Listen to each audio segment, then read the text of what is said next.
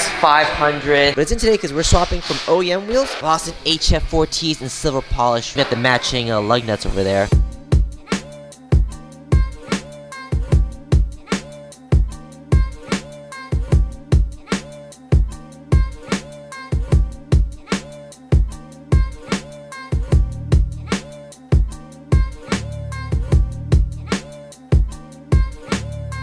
Easily one of my favorite HF4-T setups for any car we've done. Really complements the whole classy vibe that the LC500 gives off, and the silver polish finish matches perfectly with the chrome trim axis around the windows and the doors, and that spoke design ties in really well with that crazy looking grille in the front. There's one little thing we did add that really finishes the whole look, which are the lowering links. We minimized the wheel gap on the front and the rear. Doesn't seem like a big deal, but it complements the overall look of the car. Here's a ruler so you can see the measurement of the car and how it sits in case you want to have the same height for your LS500. This setup honestly looks like something Lexus would sell as a special LS500 because it really gives off an OEM plus vibe to the whole thing.